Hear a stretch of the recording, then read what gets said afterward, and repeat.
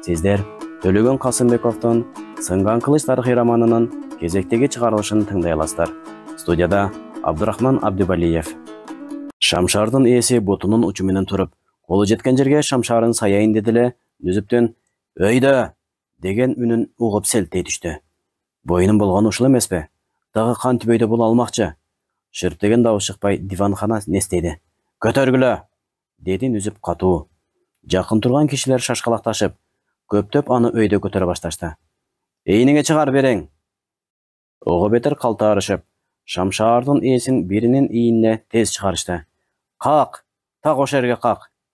Шамшар диванхананын саймалуу дубалына кагылган соң, Нүзүп Шералынын бутун жакын тургандарга көрсөтө берди.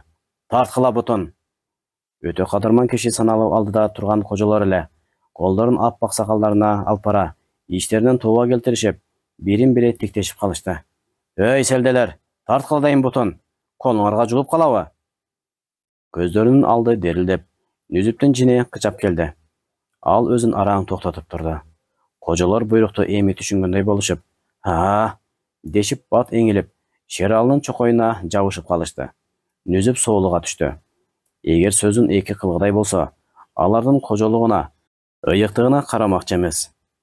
Ал элеттин кишиси, пайгамбар тукуму деп кожолорго сыйынуу, алардын атын азиз тутунуу анын мойнуна мине элек болчу.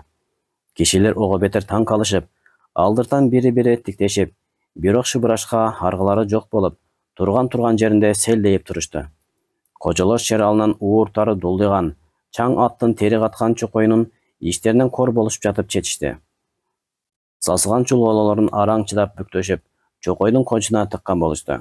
Шералы кыпкызыл болуп, буттарынын башын шөлбүрөгөн чепкенин өңүрлөрү менен кымтынып отуруп калды. «Чеч билбакты бери!» деди Нүзүп ага. Шералы унчукпай, эски кайыш билбагын чечип берди. Нүзүп билбак менен эки чокойду кошоктоштуруп бекем байлатты. «Элгиле!» Жетире калган Шамшарга чокойду алып барып илишти. Диванхана тымтырс. Баары Нүзүптүн оозун тиктеп калышты. «Бул эмнеси? Бул кандай сыры?» Нүзүп шумдугунун түйүнөн чечүүгө шашылган жок. Шералынын үстүнө мурда камдатып койгон кызыл кымкапты жаптырды. Бутуна саймалуу көк булгаары өтүп кийгиздирди. Ошондон кийин гана көпчүлүккө угуза: «Шералы, мына карагым, эми сен журт эгесисиң. Журтка кайрымдуу бол, бурадарга күйүмдүү бол. Акылдуулун тилин ал, көздүнүн артынан ээрчи». Чокойду колун сунуп көрсөттү. «Тиги жаман көң чокой. Шералы, тааныйсың ошону? Ал сенин чокоюң. Ал сенин өткөн күнүң, Шералы. Ошол өткөн күнүңдү, ошол карыптыгыңды эч качан унутпа. Күндө көрүп отур. Ал алтын такка чыгарган күчтүү кудуретти сага күндө эстетип турсун. Кара баштуу адамдын өмүрүнө, калың тайпа журттун тагдырына ойлук кылганыңда, бул чокой дайыма маңдайыңда болсун. Бул сени көптүрбөсүн, эсиртпесин». Нестеген диванхана дуу жарылып дүңгүрөп кетти. «Бали, бали, миң жаша ата оглу, бали!» Ушундан соң казый кыска сүрө окуп, Шералыга хандык таажы кийгизди. Анан ханга аталык даражасы зарылдыгын тактап, шарияттан бир риваят келтирди да Шералиге кайрылды. «О бийлик эгеси, Азиздил агаңыз Нүзүп бей ордоңузга баш көз болуп беришине ишенесизби? Анын ордоңузга, өзүңүзгө, мамлекетиңизге аталык вазифасына өтүшүнө ыраазысызбы, о хазыраты?» Шералы мурда үйрөтүлүп коюлган жоопту берип, «Ишенем, ыраазымын», деп кызарып башын ийкеди. Ушундан соң казый Нүзүпкө чоң салтанат кылып тизгин берди. «Салават!» Көпчүлүк дуулдап куттук айтты. Кимдир бирөөлөр кошоматка бышактап ыйлап турду. Бир мырза сыпат сыйда адам төрмөк кагазын жазып көтөрүп куттуктоо ыры окуду. «Көпөлөктүн канаты күйгөн чөлдө жүргөн, календерлер ата тапсын өзүңдөн. Бүркүттүн уясы тоңгон тоодо жүргөн, бечаралар бапа тапсын өзүңдөн. Күн көрсүн карып калкын көлөкөңдө, көз артканың жапа тапсын өзүңдөн». Салтанаттын шаарына кетип, көпчүлүк дуулдап коштоп турду.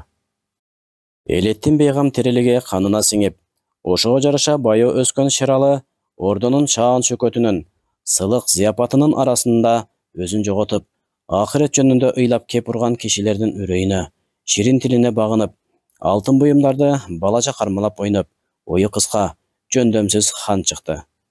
Ордонун ишине аралаша албады.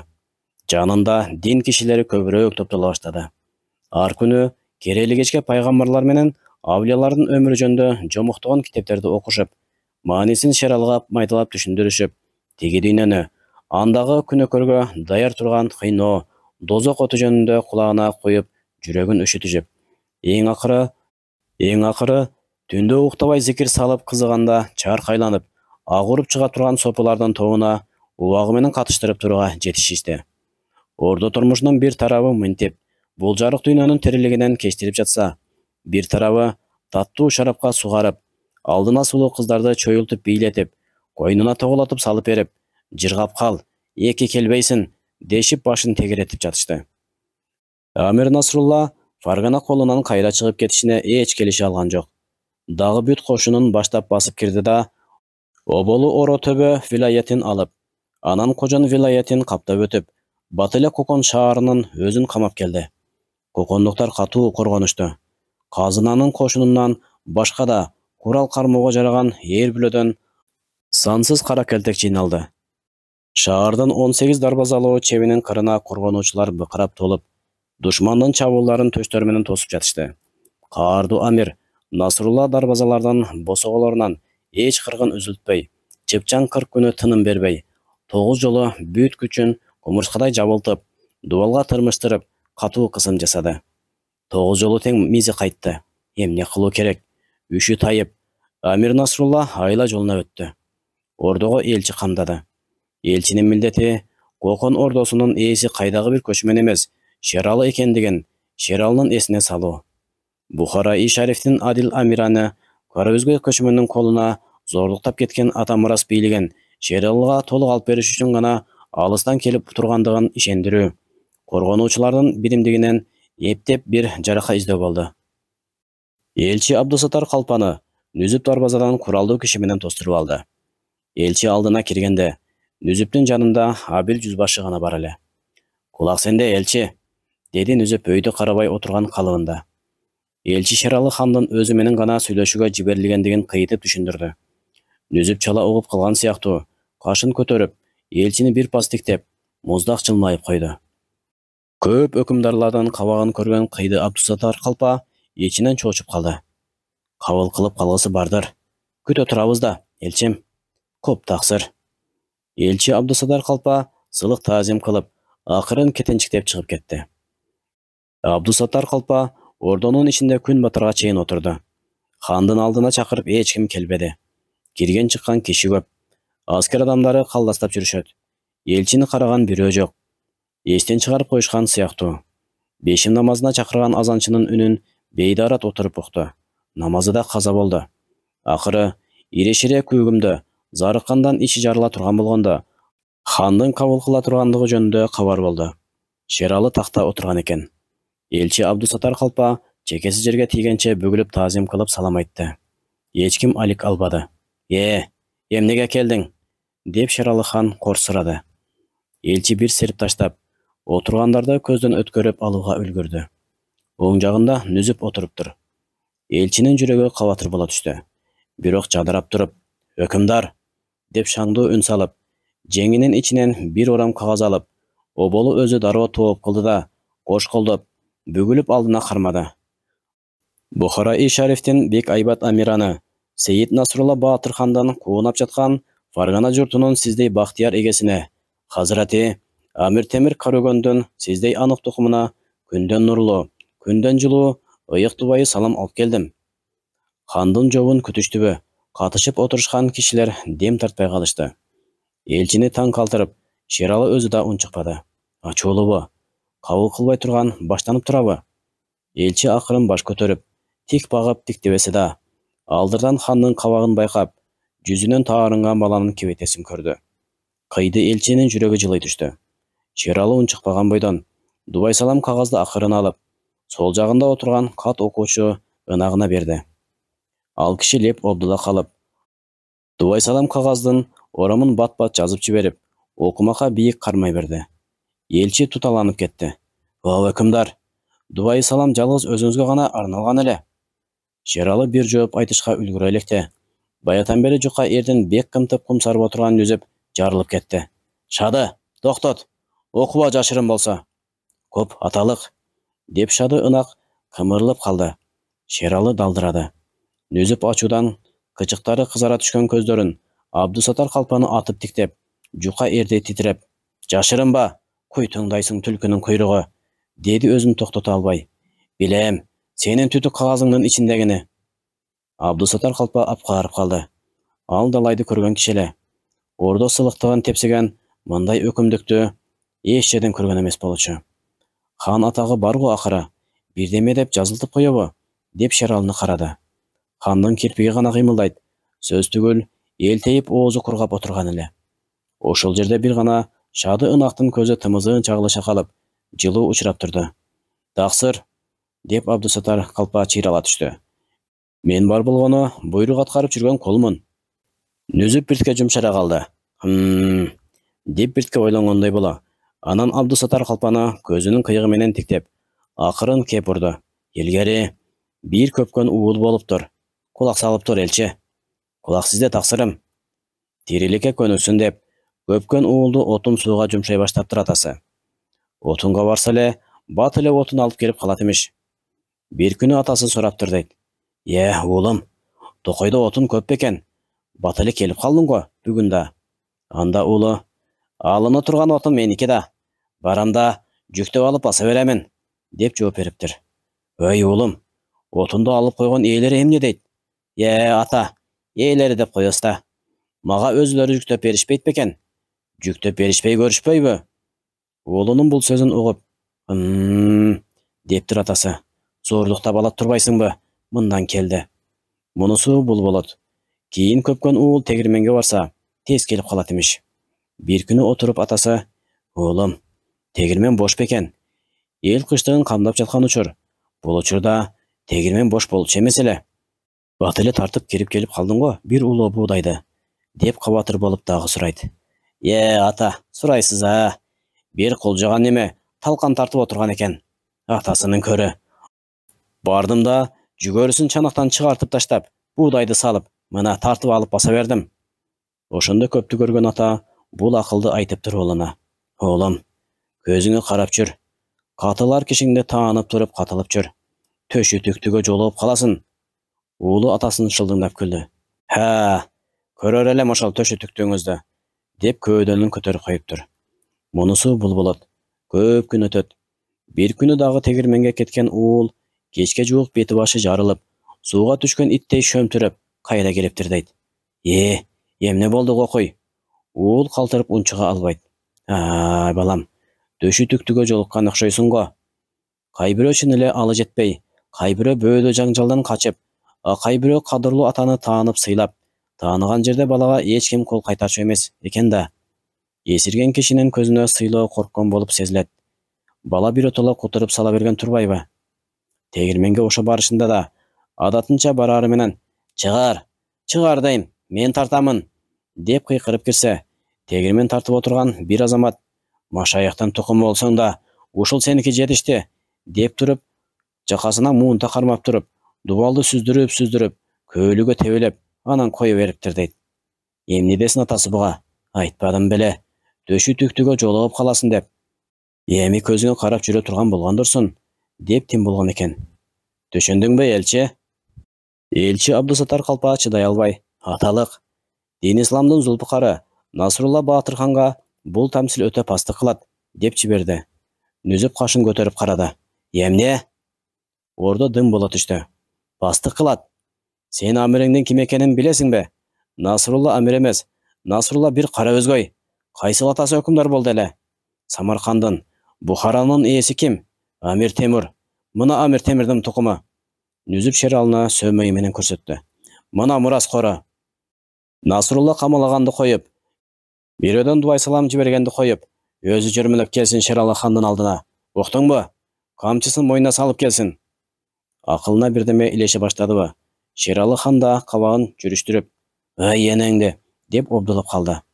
Елші Абдусатар қалпа сөз қайырмақчы болды әлі. Нөзіп чаңырып жіберді. Бас оғызыңды, түгенді сөз. Баш кесмек бар, тил кесмек жоқ, тақсыр. Шералы тақтан тұра қалды. Енеңді, емне үшін баш кесмек бар, емне үшін тил кесмек жоқ. деп беті қызарып, ачуысы келіп, улағада тұрған екі жігітке көзін шілтеп жіберді. Алғыла мұны! Жүрегі шығып, жүзінің бардық сыры күбіліп, Нүзіптің бұтына жығылып түшкен Абдусатар қалпаны жігіттер екі бұттан алып, дырылдатып сүйреп жөнөштү. Тоқтоғыла! Нүзіп жақын басып келді да, елчіні еңкейіп тіктеді. Елчіге өлім жоқ, жаныңдың арасчасы ошол, турайды, деді ақырын. Абдусатар қалпа қалтырап тұра баштады. Нүзіп, Насырулла көп есірбесін, төші түктіге жолығат, мұны айтып бар. Бұхараның анық иесі Шералы хан, мұны айтып бар, оқтың бо, жөні. Абдусатар қалпа чубалып жатқан селдесін жинашқа чамасы келбей, иірілтіп сүйреген бойдан бүгіліп кетеншіктеп шыға жөнөдү. Тыштан екі аскер адамы аны дарбазаға чейин узатып барышты да, есен суу шаардан чыгарып салышты. Катуу ыза болуп калды Амир Насрулла. Бирок ойынан кайткысы келбеди. Ошол түнү Нүзүп шаардан коргону башчылыгын мусулман кулга тапшырып, өзү аскердин жармысын алып, Кокондон чыгып кеткен эле. Анжандагы төрө коргондогу сыпайларды карамагына чакырып, кийинки күндөрү алсыраганы билине баштаган Амир Насрулланы ачык талаага беттешүүгө тартмакчы болду. Амир Насрулла сүйүнүп, Коконго дароо дагы элчи киргизди. Бул сапар мурдагы элчиге көзү жылуу учураган кишини колго алып, ошол аркылуу Шералы менен кандай болсо да эптеп бир шартнама түзө салып, Нүзүптүн аталыктыгын жоюп жиберүүгө үмүттөндү. Экинчи элчи көзү жылуу Шады ынакка жетти. Бирок Шералы такыр сүйлөшпөй койду. Нүзүп жок, мен эмне дейм, деп Шады ынактын ымына да кирбей, үңкүйүп отуруп алды. Эң жадаганда үтүрөңдөп ачуусу келип, мусулман кулду чакырды да, муногуну көзүмө көргөзбөй кетирчи, деп жиберди. Мусулман кул ошол замат эки сарбаз чакырып, аларга бирдеме деп буйрук кылып, элчини алдына салып берди. Сарбаздар элчини туткун сыяктуу түрткүлөп айдап, шаарды аралатып отурушуп, замбиректер орнотулган өңүткө алып келишти да, тырмышып келип кырылган бухаралык жоокерлердин көп өлүгүн ортосуна отургузуп, дүрмөттүү эки замбиректи аны көздөй мелжеттирип, милтесин түтөттүрүп, жанына замбирекчилерди каратып коюшту. Замбиректин огуна бүркүтөп турбайбы? Ушундай жаман абалда жанынын такыр түңүлүп, боору титиреп, ажалы менен тиктешип, элчи керели кечке отурду. Көз байланган кезде гана сарбаздар дарбазага алып барып, көчүгүнө бир тээп тышка чыгарып жиберишти. Коконду алыштан эми түңүлдү Амир Насрулла. Ошол учурда анын жоктугунан пайдаланып, Хива ханы Бухарага каршы ниеттенип кыймылдап калган имиш, деп угуп, жүрөгү атып кетти да, шаарды камалоону дароо токтотту. Тез артка чегинип, жолдун оңутуна бет алды. Нүзүп кошумча күчтөр топтоп, 10 миңдей атча менен жолдорду бөгөп калууга үлгүрүп калган эле. Амир Насрулла капыстан туюкка камалган жырткыстай алдастап, бүт күчүн бириктирип, Кокондун томсургон боз дубалы менен Нүзүптүн түнөргөн атчандарынын ортосунан түйүлгөн темир муштун болуп жарып чыгып кетем деп, бир багытты карай кара селдей чамынып катуу чабуулга өттү. Нечен жылдар бою кураган, куралдандырган, таптаган Бухара амиратынан даңктуу кошуну ошол бир күндө быт-жыт болду. Амир Насрулла жарымына жакынын араң куткарып чыгып, артын карабай жүрүп кетти. Нүзүп ордого дагы салтанат менен кирди. Ошондан соң ордо мурдагы чектерди калыбына келтирүүгө киришти. 1843 жылы Шералынын экинчи уулу Малабекти жанына алып, Нүзүп Ташкентке жүрүш кылды. Ушул кезде Ташкентти дагы эле Бухара амиринин атынан Маширев деген бирөө бийлеп турган болчу. Ташкенттин сыртында Шортөбө деген жерде Маширевдин аскерин талкалап, өзүн колго түшүрүп, Нүзүп шаарга кирди. Амир койгон амалдардын бирин калтырбай, баштары алынды. Нүзүп Ташкентке жаңы бек коюп кайтты. Көп өтпөй, Амир Насрулланын тукуруусу менен Алимхандын Самарканда жан сактап жүргөн уулу Ибрагимбек жигит курап, такталашып, Кокон хандыгынын чегине өтүп, Лейлекке келди. Нүзүп боюн качырып, бул жаңжалга түздөн түз катышпай, баягы таластан бери аттанарда Шералиге Ажыбайдатка кошуп берген Сыйдалы бекти арбын кол менен Ибрагимбекке каршы жөнөттү. Сыйдалы бек Ибрагимбекти жергиликтүү калк менен түзүк колду алууга үлгүрө элегинде, капыстан басып, анын азгантай ээрчиген жигиттерин кууп, кырып салып, өзүн колго түшүрүп келди. Тактын экинчи мураскорун сактап отуруу керекпи? Эмне кылуу керек мындай учурда? Бир гана жол, тез көзүн жоготуу керек. Нүзүп мунун баарын билип турду. Бирок түз эле өзү буйрук бергиси келбеди. Не кылган менен хан тукуму Ибрагимбек болгондо да бул хандыктын пайдубалын тургузган атактуу Алимхандын баласы. Муну өлтүрүп, канын доосу мойнуна алгысы келбеди. Тахта Шералы отурат. Өлтүрсө Шералы өлтүрсүн, канын доосун бул дүйнөсүндө да, тигил дүйнөсүндө да өзү тарсын. А Шералы эмне кыларын билбеди. Эч убакта киши өлтүрүүгө өз алдынча буйрук берип көрбөгөн.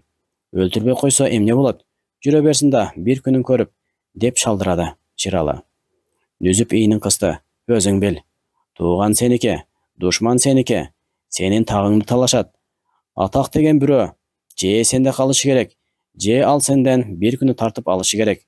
Сен аны өлтүрбөсөң, сен ал өлтүрөт. Бейликтин иши ушул, өзүң бил. Эми эмне кылат Шералы? Башта эч акыл салбай иш кылган Нүзүп мынтип ага түртө салып карап отуруп калды. Кимден акыл сурайт? Башка ынактары да, башка ордо кишилерди да тактын экинчи мураскору болбосу зарыл, дешип Ибрагимбекти тезинен өлтүрүү керектигин далилдеп туруп калышты.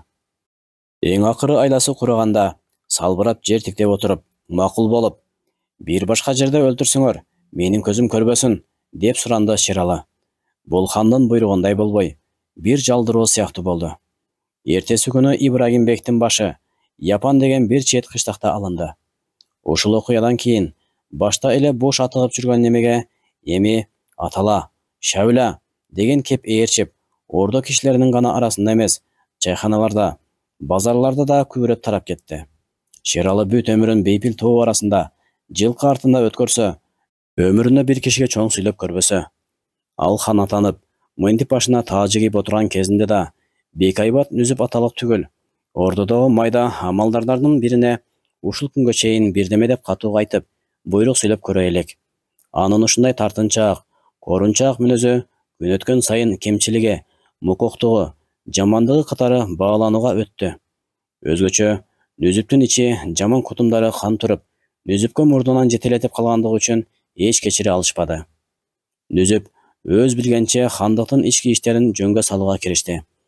Ич ара кармашуунун майданы болуп, улам талоонго кабылып, өлкөнүн отурукташкан катмары, чек арага жакын шаарлар көп жапа көрүп, эгин айдалбай, соода жүрбөй, жалпы жакырлануу башталган эле. Нүзүп эгинден казынага алынуучу салыктарды, соодадан алынуучу салыктарды керектүү убакка чейин деп токтотту. Эптеп эле бир шылтоо болсо, казынаны талап турган амалдарды катуу теске салды. Ордонун өзүнүн да обу жок чачына берүүсүн тыйды. Казынаны аяусыз соруп жаткан дагы бир курсак бар болчу. Ал казынанын мүмкүнчүлүгүнөн ашык аскер тутуп туруу. Нүзүп иш жолунда буга да келип урунду. Жортуул жок, камоол жок, жаак көп. Ал аскердин уюткусун гана сактап калды да, канчалык кооптуу болгонуна карабай, көпчүлүгүн таратып жиберди. Ал өзүнө караштуу жүздөрдөн абил жүзбашчыны башчы кылып, өз жанына алып жүрүш үчүн тандап 100 гана жигит алып калды да, калган самсаган атчандарды бүт кетирди. Буларды багып отурунун кажаты жок. Түтүнгө атчан, түтүнгө куралдуу эле-теле керегинде жер түтөтүп, тоодон куйгуп чаап түшүп келе берет, деп болжоту ал. Өңгөсүнө кайыл болса да, мурдагы өкүмдарлардын убагында хасаги болуп, жаман көнүп алган бектер, амалдарлар, казыйлар казынадан бир, өз алдыларынча калктан бир түшүрүп алып турган кирешелерине чек коюлушуна, а күндө сайран кылып, кечкиртип жашаган ордо кишилери, оюну, шааниси болбосо, ордо болчубу дешип, артык баш зооктордун тыйылышына ыраазы болушпады.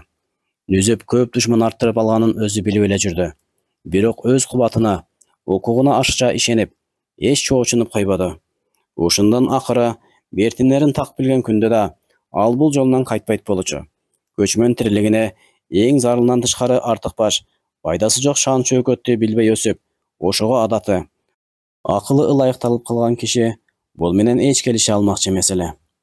Кокон ордосунда Нүзүпкө каршы күчтөр топтолуп жатканы менен толук кабардар болуп турган Амир Насрулла бир жактан кооп салып такталаштыруу үчүн эми Алимхандын экинчи уулу Муратбекти тукурду да, Ибрагимбектей кылып жалгыз жибербестен көп кол алып өзү кирмекчи болуп калды. Бул Кокон үчүн өтө кооптуу окуя эле. Түк амалга жетинбей, же Нүзүптүн аталыктыгын көрө албай, ачык каршы чыгышка даап батынбай, иштен сызып жүрүшкөн айрым бектер, уруу башчылары, Муратбек жакындары менен ага жалт өтүп кетиши ыктымал болчу. Ушул кооптуу учурду пайдаланып, чоочуп кетип, бир чоң амал берип, тындыра койсо тынууну болжоп, мусулманкул Нүзүптүн аталыктыгына моюн толгой баштады. Муну угар Замат Малабекти жанына кошуп алып, Нүзүп Кыпчактарга жүрүш кылды. Нүзүптүн күчү көп эле. Урушуп абийир ала албасына көздөрү жеткен соң, Кыпчактын эстүүлөрү камчыларын моюндарына салып келип, өзүлөрү багынып беришти. Нүзүптүн каары жазылган жок.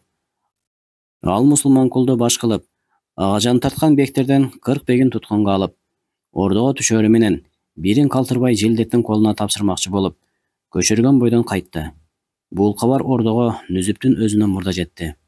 Башта абайлап, акырын күңкүлдөп, Нүзүптү жамандап жүрчү Шады Ынак ушерде ачык чыкты. Кыпчак бектеринин катуу жазаланышы жакшылыкка алып келбейт, деп оюн аянбай далилдеп, коркутуп, Нүзүп келгиче Шералынын жүрөгүнүн сары суусун алып салды. О, Хазирети, өзүңүзгө нечен жолу окуп бердим го. Амир Насрулланын жашырын жиберген дуай саламдарын. Амир ушу Нүзүпкө гана кастарын тигип отурат.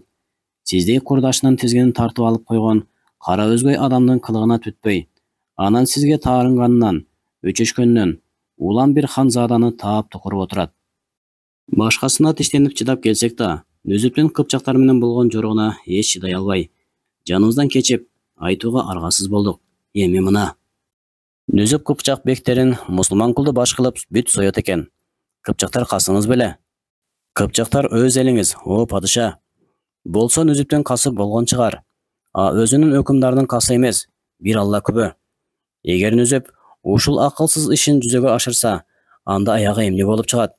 Бүт Кыпчак орого көтөрүлүп, жаңжал көбөйүп, сиздин алтын тагыңыздын баркы кетет. Ыкрар кылычтан баш тартышат. Муратбек чектен бери кирсе болду. Алдын тосо чыгып, анын табына өтүп кетишет. Же бир Кыпчактар ал журт болсо экен, анан эмне болот? О, айтууга ооз барбайт. Кудай анын бетин нары кыл. Биздей алал ниет кулдарыңызга бирден уу жеп, жан кыя бериштен башка эч нерсе калбайт. О, Аллаяр, сиздин жаркын күнүңүз батып кетиши бар. Шады Ынак жалгыз эмес экен.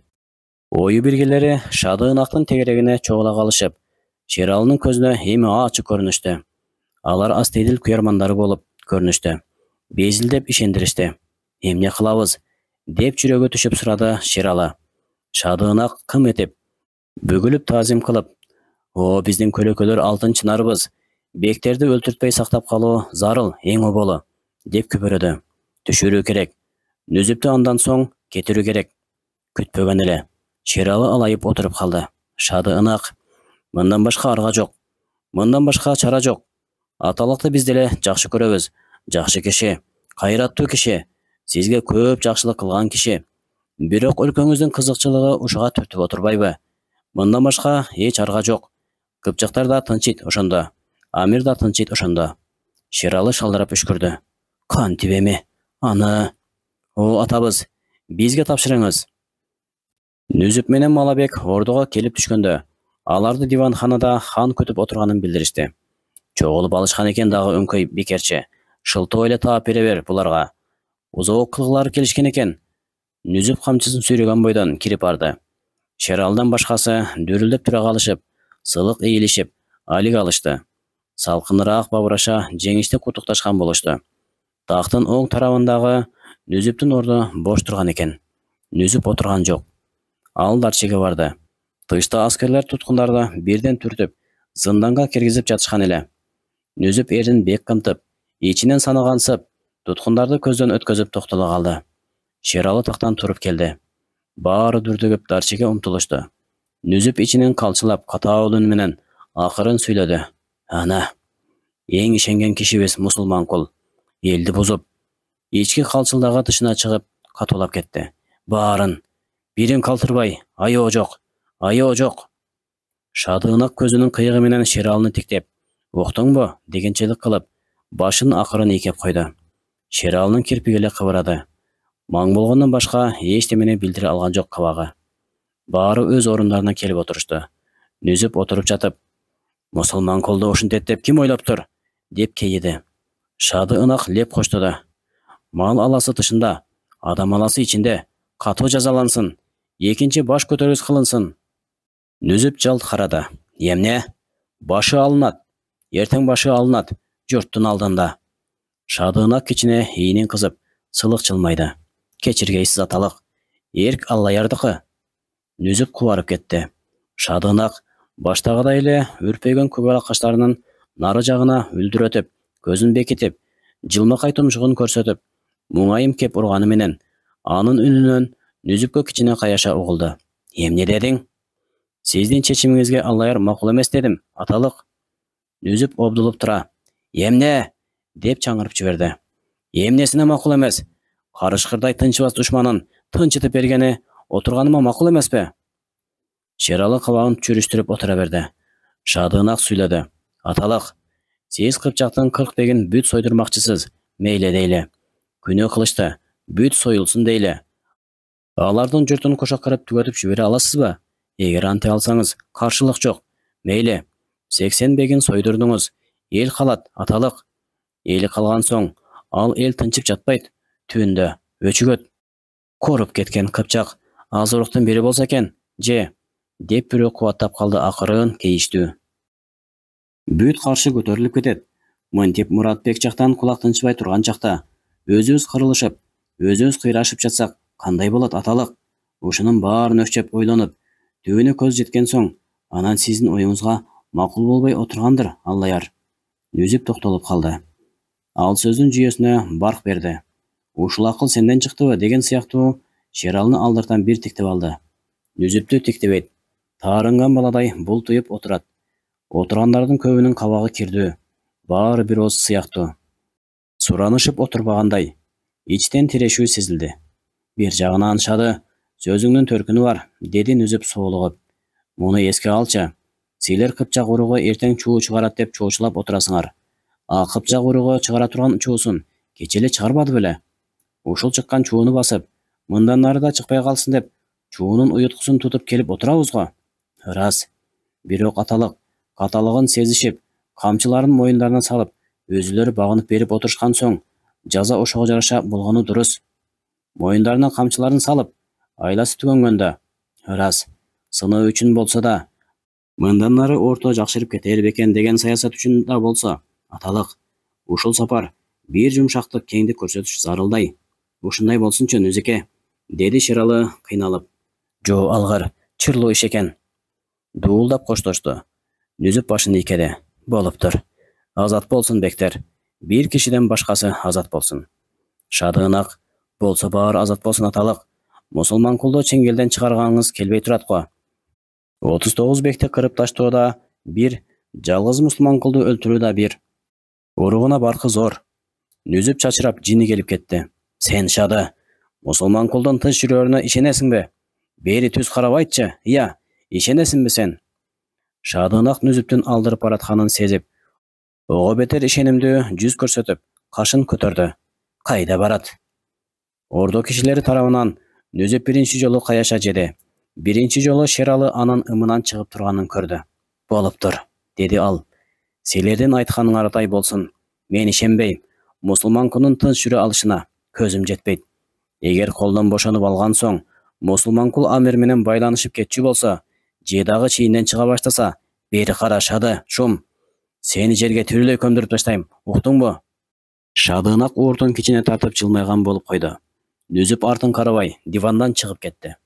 Эртеси мусулман кул Шералынын этегине тооп кылып, Нүзүп менен кучакташып, жарашып тынышты. Бирок эч оңолгон жок. Нүзүп менен мусулман кулдун кастыгы мурдагысынан коркунучтуу, тымызын түргө өттү. Эки ортодо Шадығынақ бар калды. Башта хандын китеп окуп берер, эрмек үчүн сүйлөшүп отурар ынагы гана болуп жүргөн Шады эми ордодо чечүүчү күчтөрдүн бири болуп баратты. 1844 жылдын жазы. Диванхана, Шералы хан. Бир топ кишилер тегеректеп турушат. Баарында өң жок. Шералыны бир ишке көндүрө алышпай турушкан сыяктуу. Баары аны карашат. Баары жикилдешет. Шадығынақ, казый. Жакында өзү Шайхул Ислам деп мартабасын көтөрүп, колун берип, мүрити болгон кожо. Аскер кишилери. Шералынын чекеси чүрүшүп отурат. Шералы баягы Шералы эмес. Сакалы, муруту сыпаа чертилген. Жүзү агарып, денеси тола баштап, кейпине сөөлөт кирип, көзү тирилип, кишини көтөрүңкү тиктеп калган. Ал чекесин чүрүштүргөн бойдон былк этпей ой басып отурду. Өзүңүз ойланып көрүңүз, о Аллаяр. Биз кимбиз? Биз сиздин алал ниет кулуңбуз. Сиздин ыкыбалыңыз жүрсүн дейбиз. Сиздин даңкыңыз жогору болсун дейбиз. Өзүңүз көрүп турасыз, тыштан душман көбөйүп кетти. Амир Али тынчыбайт. Вилаяттериңизди башкарып жаткан бектериңиздин кабагы салыңкы күндөн күнгө. Себеби эмнеде? Нүзүп. Тыштан өчөшүү, иштен нааразычылык күчөп кетти Нүзүпкө. Андан калса, ушул сиздин өзүңүзгө да түбүндө ниети түз эмес мунун. Сизге карагысы келбейт. А уулуңуз Малабекти байкайсызбы? Дайыма жанына тартып, ишке аралаштырып, каныктырып, эл таанытып, жол таанытып. Бул туз ургурдун көңүлү алыста. Бирдемеге даярдап жүрөт.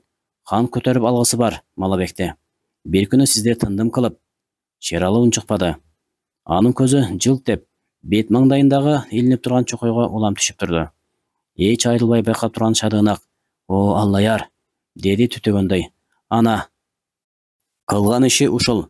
Сиздин бир кудай сүйүк бак берген хан башыңызды пас кылганы, улуктары жаңызды кемиткени, кепсегени. Кожо башын калтылдатып, тооба, тооба, деп чакасын карманды. Тооба. Көзүн сүзүп таазим кылды Казый. Бу шарттан да тышкары, шарияттан да тышкары. Шадыгынак, бул бейдаратты караңыз, тизгиниңизди тартып алып, ага да каниет кылбай, акырети жокту караңыз, дагы кор тутуп, деп Шералны колтуктан алып, Кызый күңкүлдөдү. Аллаяр, ордо мындай болбойт. Ордоңузду кембагалдын үйүнө теңеди. Ордону ордо эткен сөйлөтү гана. Бухарага кеп болдук. Хорезмге кеп болдук. Чыдайлы. Бейдарат башка салыптыр. Ошонун баарына чыдайлы. А бул кордуга кантип чыдайлы? О Аллаяр. Шералы көздөрүн кыбыңдатып, тизесин тиктеп тунжурап отурду. Ал улам кысылды. Бул сөздөрдү абдан көп укту. Шадыгынак түшүндө да жанынан кетпейт күңкүлдөп. Эмне демекчи? Эмне кылмакчы? Тегилер аны бекем ордого алышкан. Кабагынан көз айрышпайт. Алардын сөзү, алардын сөйлөтү аны былк эттирбей кармап турду. Хазрати, чаап алып таштайын бул кордукту. Уруксат кылыңыз, деп жиберди аскер кишилеринин бири кылычына кол сермеп. Шералы жалт карады. Жүзүнөн ичи толгоо, суроо көрүндү. Баарын кыдырата тиктеди. Баары бир кабак, баары бир ооз, баары баштарын төмөн ийип, бирок катаал түр менен, талап менен көңүлүн сурап отурушат. Ушундайбы? Анын көңүлү ой баштады. Ишеним келе баштады. Нүзүп шылдың кылып, чокойун маңдайына илип таштаган турбайбы? Тизгинин тартып алган турбайбы? Кор кылган турбайбы? Эрди кымтыла баштады. Анын ичиндеги болуп жаткан кым куутту жазбай көрүп турган аярлар. О Аллаяр, ордоңуз көн чокой атыкты, дешип дагы көкүтүп эсин салышты. Ал, деди Шералы катуу арданып кетип. Дуу шады, ынак ошол замат бир парча кагазды алдына кармай берди. О биздин дидары айдан тунук, күндөн жылуу атабыз. Бул эмне? Оку, деди Шералы. Шадыгынак окуган жок, жакын ийилип сүйлөдү. Жарлык. Чокойгобу? Ошого да жарлык керекпи? Алып ташта. О Хазрати Аллаяр, деди Шадыгынак. Иш эми ток этер жерине жакындап келгенде баары дем тартпай карап катып калышты.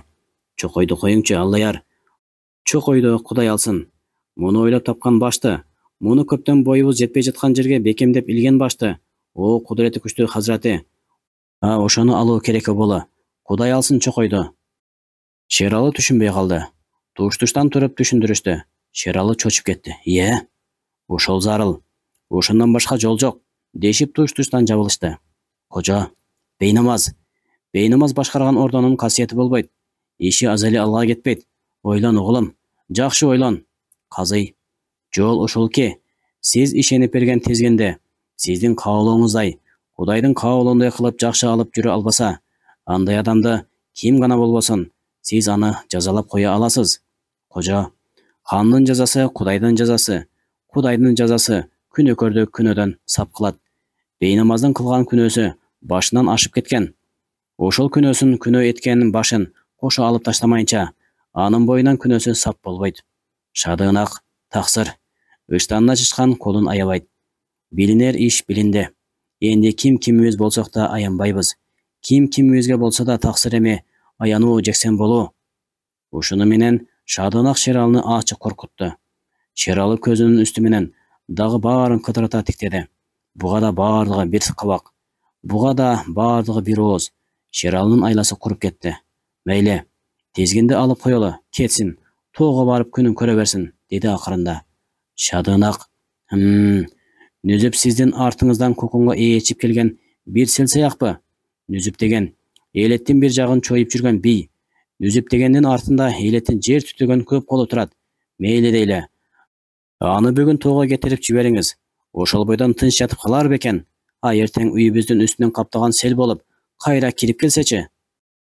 Ошондо Аллаяр, азиз башыңызга күн түшүп калбас бекен, Ушул кишинин бир мерте көңүлүн оорутуп алган соң, андан нары аны аяба.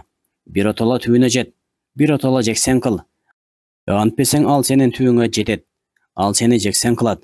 Акылдын талабы ушул. Кожо, душмандын өлүк болгону жакшы. Камтама кылбайт эч кимди. Эч качан. Элеттин колу, жер түтөткөн көп колу, деп шалдырап күбөлөдү Шералы. Нүзүп өлгөндөн кийин каптап келбейбиз дедиби элеттин жер түтөткөн көп колу? О Аллаяр, деп ууртунан жымыйып күлдү Шадыынак. О Аллаяр, өлгөндүн артынан эч ким ээрчиген эмес, ал мустактан береле. Нүзүптөн кийин элеттин бирлиги кетет. Ар уруу өз бетинче болуп, бийлери эптеп ордого жакындашуу аракетине өтөт. Кудайга шүгүр, сиздин тамырыңыз элетте, Нүзүптөн кем эмес. Ханике айым Жаркындын атасы Токтоназар бийдин балдары бар. Датка тагаңыз Ажыбайдын балдары бар. Ана, алар эми сизди ээрчибей, кимди ээрчийт? Баары эсептелген. Шадыынак жеңинен башка бир парча кагаз алып чыгып, эйлип Шералынын алдына кармады. Мына бул эмне? Бул сиздин улуг жарлыгыңыз. Дагы кандай жарлык? Нүзүп бийдин башка энеден туулган Кожомурат деген үкеси бар. Ана ошо Кожомуратты датка кылып көтөргөн улуг жарлыгыңыз. Шералы Шадыынакты аңкайып карады. Шадыынак, ар кимге жан керек, ар кимге жакшы жашоо керек, ар кимге сый керек, даңк керек, бийлик керек. Теңирим пендесин ушундай жараткан. Кожомураттын жолунда бир келтек жатат. Бир учунан кармаса, 3 кууп ордо менен касташуу. Касташканда абире алары күмөн. Экинчи учунан кармаса, ордо менен достошуу. Мартабасын элет ичинде көтөрүү. Кожомурат пенде. Сөзсүз келтектин экинчи учун кармайт. Элетте көр намыс деген болот. Биз аны ошол көр намыска кетирбей, алаксытып келтектин экинчи учун көрсөтүп коюшубуз зарыл. Алаксыта турган мына ушул. Шералы алдырды. Кабагын чытып, башын акырын ийкеди. Көңүлүнө Нүзүптү жек көрүү күчөп келди. Эрди томсоруп кымтыла баштады. Жашырын уюшкан Нүзүптүн кутумдары дуулдап турушту. Ошо казый бир кезде Нүзүпкө аталык вазифасына өтүшүнө кашкайып туруп, тарыхтан мисал, шарияттан жол таап берген шум казый эми бул иш шариятка түз деп кашкайып туруп бир риваят окуду. Шадыынак биринчи жарлыкты калтырган колдору менен Шералынын алдына кыстап сунуп турду. Шералы кайра ыргылжың боло түштү. Жарлыкты алганы келатып, колун кайра тартып баратканда, Шадыынак колун акырын кармап токтотуп калды. Таксыр, деди ал кубарып. Шералы жоошуй түштү.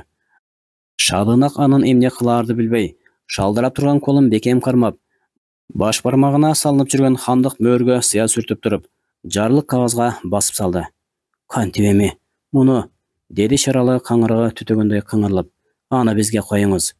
Шералы эрдин тиштенип, чекесин чүрүштүрүп отуруп калды. Шадыынак хандын мөөр басылган кагазды алыстан көрсөтүп, бийик кармап өзү тооп кылып алды. Таксыр, энди кут этмей жок. Сөздүн ачыгы ушул. Эми бул иш парча кагаз желдеттин колуна берилсе, азыр эчтемеден капары жок. Маргалаңда жүргөн Нүзүп аталыктын башы кетет. Кокустан Нүзүп аталыктын колуна түшүп калгыдай болсо, Кудай, анын бетин нары кылсын. Анда сиздин азиз башыңыз кетип калышы да бар. Башталар иш башталган соң, эми кимибиз болсок да бекем турушу зарыл. Кетенчиктөгө болбой калды эми. Күн мурунтан бекем уюшуп алышкан кутумдар уурттарынан жымыйышып, кубанычтуу көздөрүн үлдүрө түшүп, Шадыынактын сөзүн кубаттап, баштарын акырын ийкеп турушту. Шералы диванханадан эзилип чыкты. Ешмат, Ташмат деген евнух кулдары колтуктап алып барышып, төшөгүнө эс алууга жаткырышты. Бир пастан кийин үстүнө Жаркын айым кирди. Падыша, деди акырын. Жаркын айым бетине үңүлүп, Шералы көзүн ачты. Жаркын айым анын кыйналган кебетесин көрдү. Эмне болду? Тауың айнып қалдыбы? Иә, тауықты чакыртайынбы? Шералы кабагын бүркөп толгонуп кетти. Жаркын айымдын көңүлүнө күдүк түшө баштады. Падышам, эмне болду? Эмнеге капасың? Шералы унчуккан жок. Диванда эмне иш бүтүрдүңөр? Эшик ага эшикти бек тосту го. Бир жашырын иш болдубу? Иә, падышам. Шералы шарт бурулуп карады. Анын көзүнөн заар көрүндү. Жаркын айымдын жүрөгү селттей түштү. Ушул учурда кичинекей Ханзада Кудаяр ойноп тапырап кирип келди. Бар, тышка ойно, деп Жаркын айым баласын ынжыктаганына болбой, кайра чыгарып жиберди. Жаркын айым эрин жубатып тиктеди. Вай падышам, бүгүн каарың бетиңе чыгып калыптыр да. 20 жыл бирге өмүр кылып, мен сенин мындай кебетеңди көргөн жок элем. Вай падышам, сага да кайрат келип келе жатырбы дейм. Жаркын айым жумшак мүнөз менен шаңкылдап күлдү. Шералы чаңырып жиберди. Такыр кайрат кирбейт буга дедиңер беле? Ошон үчүн кордоп жүрдүңөр беле? Жаркын айым томсоро түштү. Жүзүнө кан толкуп чыкты. Кайра кубарып кетти. Сен соо эмессиң. Сени кордоп жүргөн ким экен? Деди ал Шералыга кадала тиктеп. Сен соо эмессиң. Ушул сенин колтуңа бирөө суу бүркүп жүрөт окшойт. Суу бүркөбү? Мага астайдыл кишилер айтып жатышат. Кайсы астайдыл кишилер? Сени кимдер коркулуп жүрүшүптүр? Шералы дулдуйуп кайра нары карап жата кетти. Эчтемеге түшүнбөй, Жаркын айым селдейип туруп калды. Чыдабай, ой, бери карап туруп айтчы. Сени кимдер коркулуп жүрүшүптүр? Бери карап айтчы. Нүзүкем, маргалаңдан келдиби? Ал эмне дейт? Деп эринен төшөгүн тартып бетин ачты. Шералы дагы жулкунуп чыканактап тура калып чаңырды. Нүзүп акеңиздин күнөөсү башынан ашып кеткен экен. Ошол күнөөсүн күнөө эткен башын кесип келүүгө жарлык бердим, уктуңбу? Жаркын айым селдее түштү. Таш оозуңа, деди ал эринин көзүн тиктеп. Ой, сен эмне дейсиң? Шералы кабагын түшүрдү. Ошо, күнөөсү башынан ашып кеткен экен. Кокой, өлөгүңдү көрөйүн, жар эмес. Чын айтып отурасыңбы сен? Анын күнөөсү таласта куучуюп, жылкайдап жүргөн жериңден алып келгени. Эмне эле эшигин тостуруп, күңкүлдөшүп калды десе булар. Кокой. Эгер бүгүн Нүзүптүн башы кетсе, эртең сеники кетет. Ушуну билбейсиңби? Кокой, жар эмес. Сен ошону менен кишисиң. Сен ошону менен кишисиң, Кокой. Шералы соолуга түштү. Ал ошол замат Шады Ынактын акыркы сөзүн, кебетесин көз алдына келтирди. Жүрөгү атып кетти. Эмне кылат? Кандай кылат? Шералынын акылына эчтеме каппай, башы кеңиреди. Кайсыл жагына бой урса да, алды жар эле. Төшөгүнө кайра шалдырап чыгылды. Эмне кыл дейсиң мени? Деди эрки бош Шералы шөмтүрөп, кирпигин араң кыбыратып. Сен жерге кир. Эшмат! Сырттан дүбүрөп куралдуу Евнух кирип келди.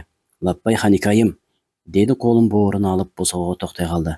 Жаркын айым, Эшмат айланайын. Сен Абил жүзбашыны билесиңби? Деди аптыгып. Билем. Сизге үкө келген жүзбашы жигитпи? Ошол Эшмат айланайын. Эшмат, ошону таап келчи бияка. Коп ханикайым, коп. Жөнө, тез.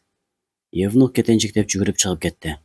Бир ашпышым убактан кийин Абил мурунку жарлыкты токтотуу жөнүндө Шералы хандын мөөрү басылган шашылыч жарлыкты алып, жигиттерин ээрчитип акырын шаардын дарбазасынан чыгып, Маргалаң багытын карай артынан чаң чубалтып катуу жүрүп кетти. Маргалаң, бектин сарайы.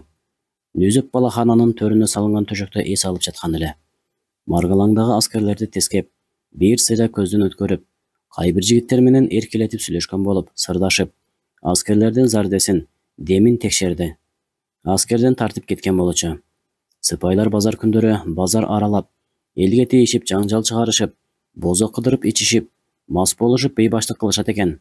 Кимдир бирөөлөр түндө бир топ болуп аттанып чыгышып, тоо тараптан четти кыштактардан бир үйдү талап кетишкен имиш. Абек болсо, кылмыштууларды али издебептир. Нары ойлонуп, бери ойлонуп, бекке жини келип жатып, ичи тытылып, көзү илинбей койду Нүзүптүн. Коргондо акырын кобурашкан үнү болду да. Жанына миршап ээрчитип, балаханага Маргалаңдын беги чыгып келди. Нүзүп козголбоду. Таксыр, деди бек акырын. Ордодон жарлык келди. Кандай жарлык экен? Ким бериптир? Деди Нүзүп бурулуп карабай, эчтемени сезбей. Бек табалап тиктеп көзүн кылыйтып. Бул жарлык акыры бир күнү келиши керек эди. Мына, биз дагы Кудай деген кул экенбиз. Зарыгып күткөн күн келди, деди үнүн көтөрө. Эмне экен? Нүзүптүн кыжыры келип калды. Жанарақ қана жүргөмүштей бүрүшүп алдында отурган бек ага заарды түктеп турган эле. Ордонун чабарманы Желдет болчу. Нүзүп тааныды. Маткерим Ясаул, кирпигинен бери чаң. Атка орунуп калганбы? Денесин араң көтөрүп, балахананын каадасына сүйөнүп турду. Бек жарлыкты бийик көтөрүп, өзү тооп кылып алды. Аллаяр Сайет Шералы хандын жарлыгы. Кым каптоонун ийинине арта Нүзүп өйдө болду. Келе бери. Бек шылдыңдап ууртун жымыйтып күлдү.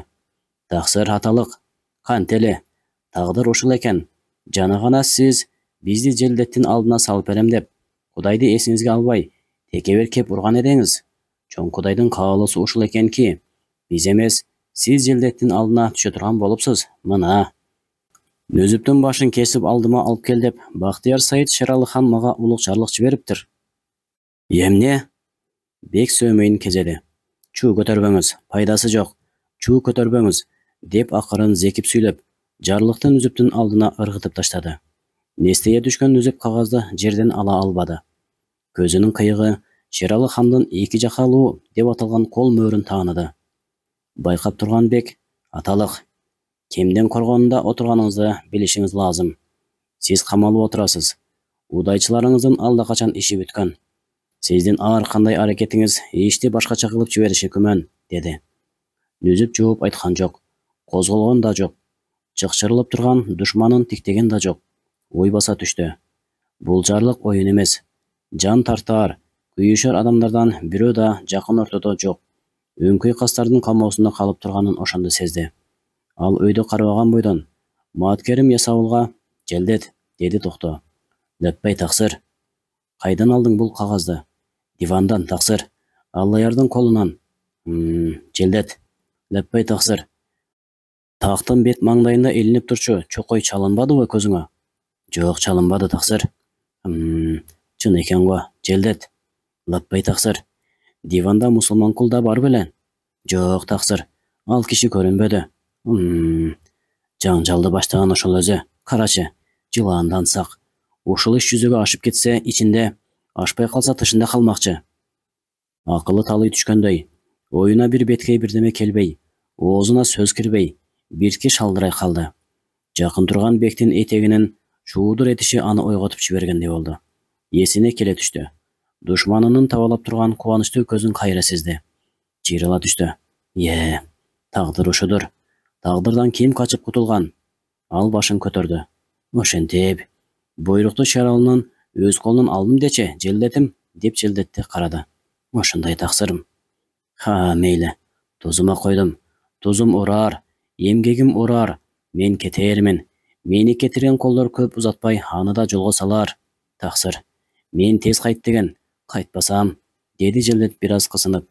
Нүзүп кашын көтөрүп, башын акырын ийкеди. Коп. Тез кайткың келсе, тез кайт. Сенде эмне айып? Кылган ишиңди билесиң. Мейли. Мен 2 рекет намаз окуп алайын. Чыдасаң намаз күткөнчө күт. Чыдабасаң оң жагыма ыкрар кылып салам бергенде кир. Ошент. Ишиңди бүтүр. Коп, таксыр. Нүзүп ордунан тура баштады. Бек алдын торуду. Таксырым, тышка чыкпайсыз. Нүзүп душманынын суук кабагын карабай. Күндү бир карап алайын, алдымды тоспо, наадан болбосоң. Даарат алып алайын, кыянатты кылба, кайрыден болбосоң, деди. Томсоргон миршаптардын ортосунан өтүп, балахананын эскирип калган жыгач тепкичтерин жай кычыратып басып жерге түштү.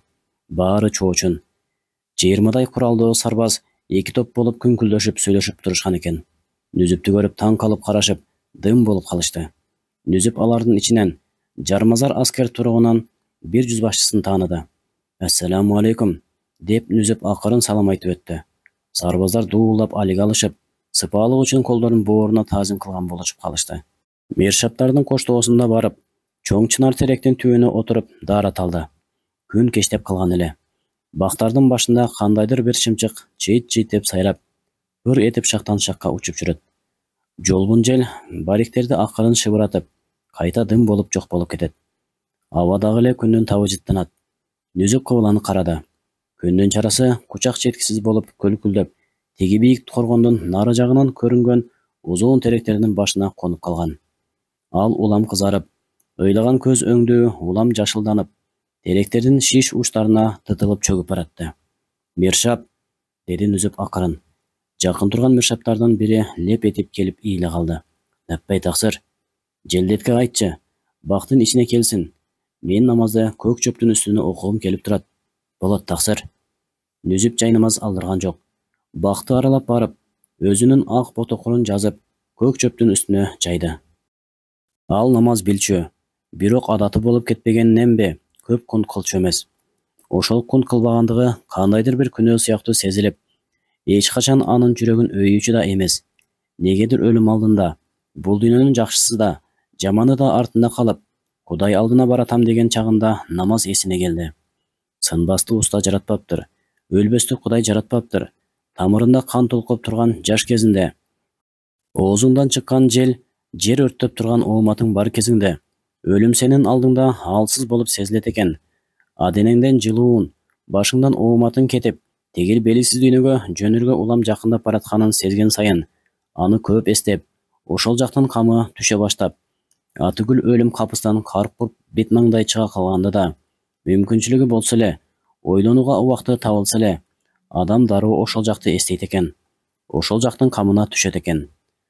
Бараар жери, токтоор жери белгисиз бир алыс жолго чыкканда, не бар не жок, кереги тийсе тийип калар, кереги тийбесе оорчулугу кайсы деп, камдуу жолоочу кандайдыр бир куралын колтугуна кыса жөнөгөндөй, адамдын эч көңүлү түтпөс сезим окшойт. Башында ойлор туман болуп келе баштады. Ал чөктүшүп, башын ийип, көзүн сүзүп отургандан былк этпеди. Ойлор, ойлор, дагы ойлор. Жообу табылбаган, жубатылбаган ойлор. Ал ордого эмне үчүн келди эле? Эмне иш бүтүрмөкчү эле? Эмне иш бүтүрдү? Эмнеси бүтпөй калды? Кимге акарат кылды? Кимдин көңүлүн калтырды? Эмне үчүн кутуму көбөйүп кетти? Эмне үчүн? Кокус бирөөгө катуу айтса, кокус бирөөгө зыян кылса, ошол миңдин пайдасы үчүн эле го. Четтеп басканды кылыч менен коркутуп, ортого күргүчтөсө, чачылганы жыйналсын деген жан талбас эле го. Ыркы кеткен ордо бириксин деген ниет эле го. Көңүлү көтөрүлө түштү. Менин өлүмгө баратканым менин жамандыгымдан эмес, менин каталыгым эмес, деп ойлоду ал. Өзүн өзү жубатты, өзүн өзү өлүмгө даярдады. Эсине баягы шумдуктуу түшү келди. Баары келди. Бийик тоодо жүргөнүм мартабам көтөрүлгөнү болду. Бир тоодон туруп сунсам, колум бир тоого жеткени, даңкым алыска кеткени болду. Бир тоодон кыйкырсам, бир тоонун кийиге шагырап үрккөнү, бийлигим чоң болду. Баары келди. Баары өзүм жорugандай келди. Аттең. Ошондо түзүк моокум канбай калды эле. Бат ойгонуп кеттим эле. Мына ал да келди. Ошондо уланып көзүнө элет келе баштады. Ана, шаңкайган улуу тоолор, көкмөк чөп, бейгам күн, кымызган ыксыроо, кылкылдаган гүлдөрдү жай ыргап, жыпарын абага сээп жүргөн жумшак жел, сыпаа жел. Ана, туугандарынын көзү.